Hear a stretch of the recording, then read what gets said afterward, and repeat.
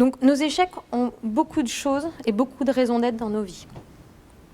La première, c'est aussi qu'ils nous apprennent, ils nous font grandir, ils nous permettent de devenir des personnes meilleures pour nous-mêmes, pour notre entourage, des personnes plus authentiques. Mais ce n'est pas parce que vous rencontrez l'échec que ça veut dire que vous allez apprendre de cet échec. C'est une fenêtre qui s'ouvre, mais ensuite le travail, c'est à vous de le faire. C'est une question qui vous est posée, mais c'est à vous de donner la réponse. Alors, je vous propose d'utiliser les travaux de Charles Pépin qui a écrit Les vertus de l'échec. D'ailleurs, si vous voulez le lire, il est assez extraordinaire ce bouquin. Et pour lui, il y a 5 conditions pour qu'on puisse apprendre de ses échecs. La première, c'est ne pas être dans le déni de l'échec.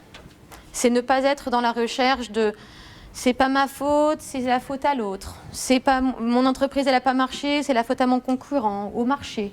De chercher un responsable ou un coupable à l'extérieur de soi-même.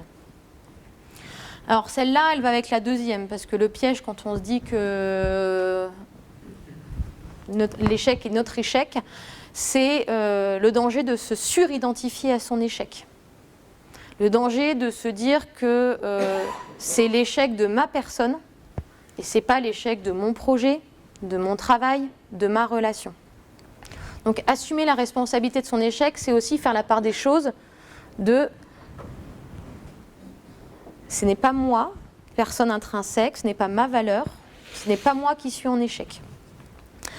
La troisième condition, c'est de prendre l'échec comme une question et non pas comme une réponse. Tout l'intérêt de l'échec, c'est pas de savoir ça ne dit en rien ce que vous valez. Ça vous pose la question de savoir qu'est-ce que vous allez en faire. Et la quatrième, prendre son temps. Alors ça aussi, c'est pas facile. Parce qu'on est dans une société, dans un monde où tout va très vite. Où ne pas aller bien, c'est pas bien. C'est pas beau. On n'a pas le droit de le dire. Puis si vous osez le dire, en plus, t'es gentil, mais pense un petit peu aux Africains qui meurent de faim. Estime-toi heureux de ce que t'as. Et on voudrait tout de suite aller mieux. On voudrait ne pas aller mal. Et peut-être que pour changer notre regard sur les échecs, c'est aussi accepter qu'il y a certaines choses dans nos vies qui ont besoin de prendre le temps de mûrir. Des compréhensions, des choses où il faut laisser les choses se dégrader.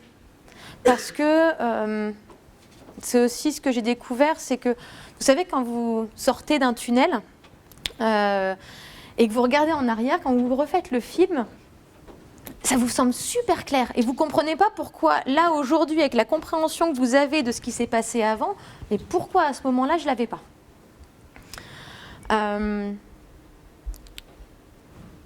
Je crois qu'en fait, c'est tout simplement parce que si à l'époque, vous l'aviez eu, mais vous auriez sûrement implosé ou explosé, parce que est-ce que vous aviez vraiment la capacité à cette époque-là de voir ce que vous avez été capable de voir après tant de temps de recherche et de questionnement.